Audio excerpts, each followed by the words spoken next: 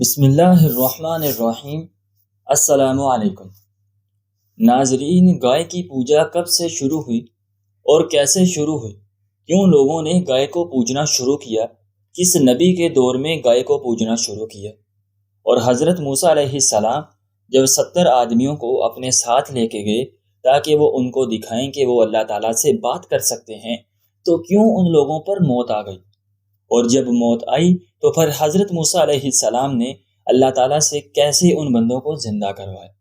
یہ سب جاننے کے لیے آپ نے آج کی اس ویڈیو کو اینڈ تک ضرور دیکھنا ہے تاکہ آپ کو کسی بھی بات پہ کوئی بھی مسئلہ نہ رہے۔ ناظرین، حضرت موسیٰ علیہ السلام کے دور میں جو لوگ حضرت موسیٰ علیہ السلام کو مانتے تھے، جب حضرت موسیٰ علیہ السلام اللہ تعالیٰ سے کلام کرنے کے لیے گئے تو پیچھے ان کے بھائی حضرت ہارون علیہ السلام تھے۔ ان کو لوگوں نے تنگ کیا کیونکہ حضرت موسیٰ علیہ السلام کافی عرصے سے واپس نہیں لوٹے تھے۔ ان کو لوگوں نے تنگ کیا اور ان پر ظلم کیا۔ اس وجہ سے حضرت ہارون علیہ السلام نے لوگوں کو اپنے پیچھے سے ہٹانے کے لیے کہا کہ ایک بچڑا بناؤ۔ تب لوہا، چاندی، سونا سب کچھ اکٹھا کر کے ایک بچڑا بنایا گیا۔ تب بھی حضرت موسیٰ علیہ السلام واپس نہیں آئے۔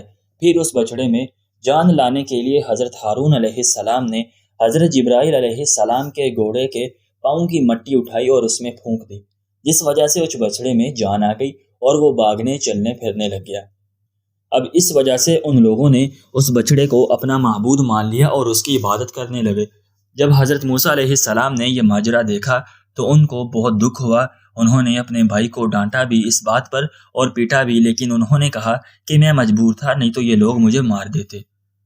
تو حضرت موسیٰ علیہ السلام نے 70 لوگوں کو اپنے ساتھ لیا اور چل دیے ان کو یہ ثبوت دینے کہ اللہ تعالیٰ واقعی میں ہے۔ امام محمد بن اسحاق روایت کرتے ہیں کہ حضرت موسیٰ علیہ السلام نے گوسالہ پرستی کے واقعہ کے بعد بنی اسرائیل کے 70 نیک صالح افراد کو چنا اور انہیں کہا کہ چلو اللہ کے پاس جا کے اپنے گناہوں کی معافی طلب کرو اور پیچھے رہ جانے والے بنی اسرائیل کے دیگر لوگوں کے لیے بھی اللہ سے معافی مانگو۔ اس کے لیے تم سب روزہ رکھو اور غسل کرو اور پاک اور عمدہ کپڑے پہن لو۔ چنانچہ حضرت موسیٰ علیہ السلام کی ہدایت کے مطابق تیاری کر کے وہ سب حضرت موسیٰ علیہ السلام کے پاس آ کے جمع ہوئے تو آپ علیہ السلام ان کو لے کر اللہ تعالیٰ کی طرف سے مقررہ کردہ وقت میں کوہ طور پر پہنچے۔ وہاں پہنچ کر ان لوگوں نے حضرت موسیٰ علیہ السلام سے کہا کہ آپ اپنے رب سے کلام کے دوران یہ درخواست کر لیجئے کہ ہم بھی ان کا کلام سننا چاہتے ہیں، ہمیں بھی وہ اپنا کلام سنا دے۔ آپ علیہ السلام نے فرمایا ٹھیک ہے۔ جب رب کائنات سے ہم کلامی کا وقت ہوا تو ایک ابر نمودار ہوا جس نے سارے پہاڑ کو ڈھانپ لیا۔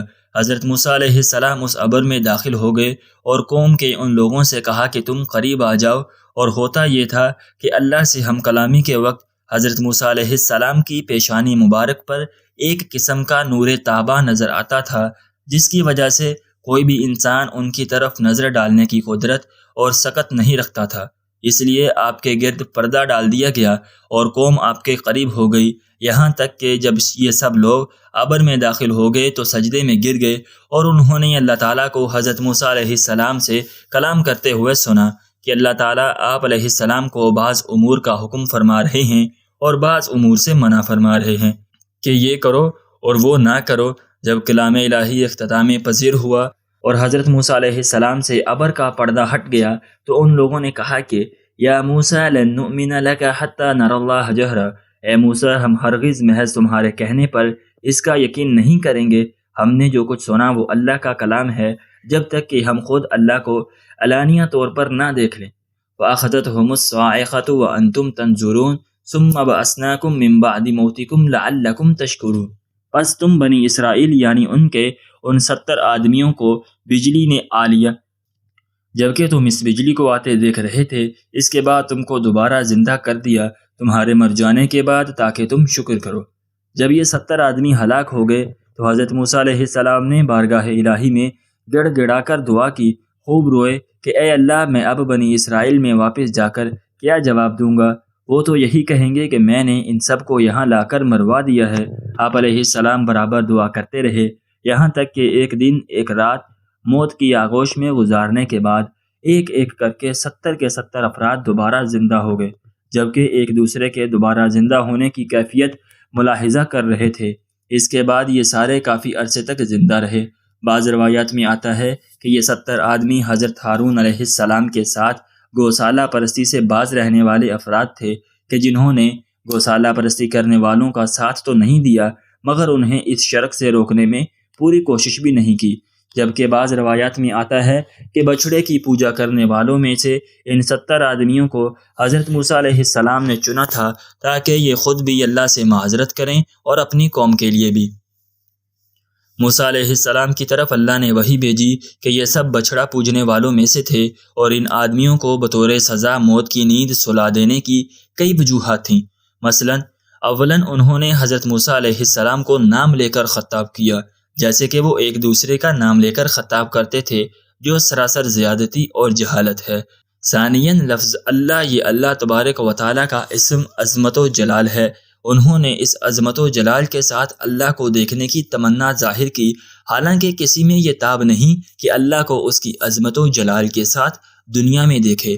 اسی لیے قرآن و حدیث میں رویت باری تعالیٰ کے لیے رویت رب کا لفظ استعمال ہوا ہے کہ رب میں جلال کی بجائے جمال ہے۔ ثالثاً انہوں نے حضرت موسیٰ علیہ السلام پر اعتماد نہ کرنے کا اعلان کیا، جو صریح کفر اور نبی کی شان میں انتہائی گستاخی ہے۔ رابعاً انہوں نے حضرت موسیٰ علیہ السلام کی طرح دیدار خداوندی کی تمنا کرنے میں عاشقانہ و عاجزانہ انداز اختیار کرنے کی بجائے شوخیانہ اور معاندانہ انداز اختیار کیا۔ خامساً انہوں نے اپنے آپ کو اللہ کے مقرب ترین لوگوں کے درجے کا گمان کر کے جو استدعا کی وہ تکبر کا نتیجہ تھی، اور اس کا قرینہ یہ بھی ہے کہ رب کو دیکھنے کی تمنا انہوں نے ظاہر نہیں کی جیسا کہ حضرت موسیٰ علیہ السلام نے کی۔ ظاہر ہے کہ لفظ رب میں فروتنی اور عاجزی کا مفہوم ملحوظ ہے، اور انہوں نے اس میں جلال لفظ اللہ کو دیکھنے کی تمنا ظاہر کی، اور اللہ کو صفت جلال کے ساتھ دیکھنے کا اہل سمجھنا تکبر ہے۔